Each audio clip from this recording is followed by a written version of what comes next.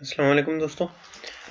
आज का हमारा फंक्शन का तीसरा लेक्चर है जिसमें हम लोग फंक्शन की तीसरे टाइप को पढ़ेंगे कि और उस पर एग्जांपल करेंगे। ठीक है ना।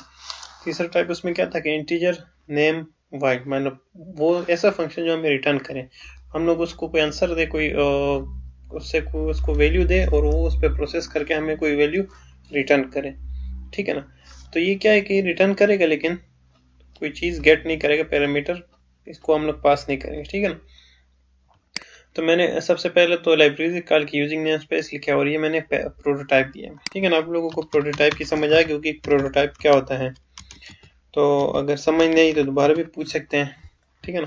प्रोटोटाइप लिख दिया। प्रोटोटाइप क्या है कि हम लोग एक ढांचा बता देते हैं मेन फंक्शन को कि हमारे पास आगे एक मेन फंक्शन आएगा, एक फंक्शन आएगा जिसका नाम इंटीजर, वो एक वेरिएबल हमें रिटर्न करेगा और उसका नाम MUL मतलब मल्टीप्लाई है। ठीक है ना। इस फंक्शन हमने मल्टीप्लिकेशन करेंगे। मल्टीप्लिकेशन किस तरह करेंगे, मेन फंक्शन मैंने एक इंटीजर ले लिया a, ठीक है ना, और फिर मैंने क्या कहा कि a इक्वल टू, और उस फंक्शन को मैं कॉल करता हूँ मन, ठीक है ना, और फिर गेट सीज लगाता हूँ।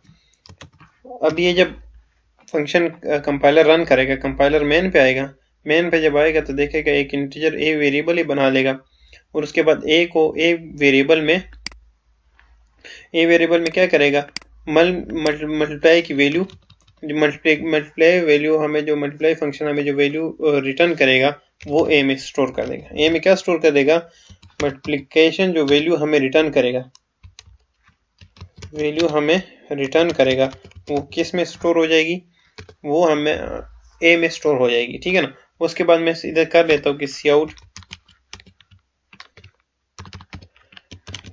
The sum the answer of your integer is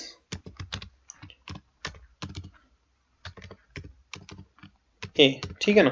तो ये हमारे बोल रहे हैं कि आपने जो वेरिएबल इंटीजर दिया उसका आंसर a है, लेकिन अभी जब ये यहाँ पर आएगा मल्टीप्लिकेशन को कॉल करेगा। ठीक है ना। तो मल्टीप्लिकेशन हम लोग यहाँ पर मल्टीप्लिकेशन हमने अभी तक डिफाइन नहीं किया, तो हम लोग मल्टीप्लिकेशन फंक्शन को डिफाइन करते हैं। ठीक है ना।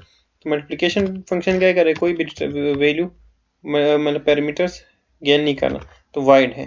ठीक है ना। तो इधर मैं क्या करता हूँ, इंटीजर a और b दूसरा आंसर ले लेते। ठीक है ना। और फिर मैं यूजर को बोलता कि use enter the value of a and b using, मैं एक लाइन में इसकी वैल्यू ले लेता हूँ। किस तरह की सीन, पहले जो हम लोग यूजर वैल्यू देगा a, वो a में स्टोर हो जाएगी, उसके बाद जो स्पेस के बाद जो वैल्यू देगा वो b में स्टोर हो जाएगी। ठीक है ना।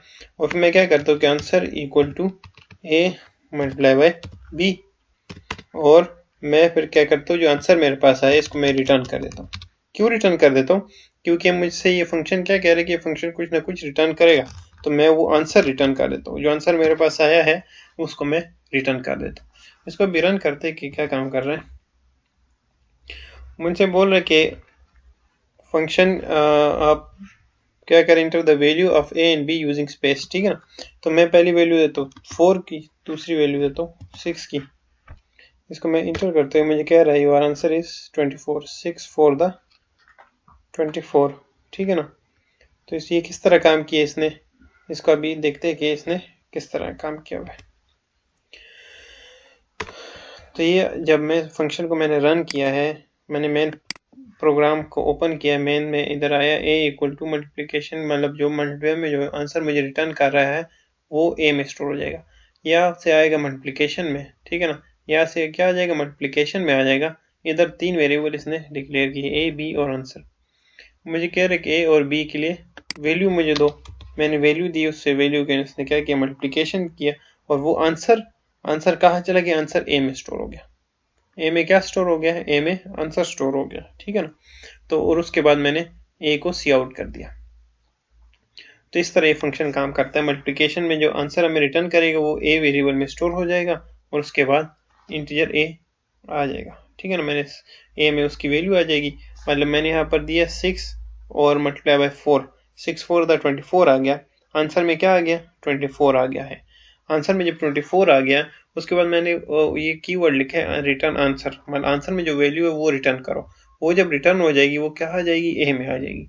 जब ए में आ जाएगी तो हमें उसके बाद मैंने क्या किया कि एक ए में क्या आ गया 24 वैल्यू आ गई, उसका आंसर आ गया।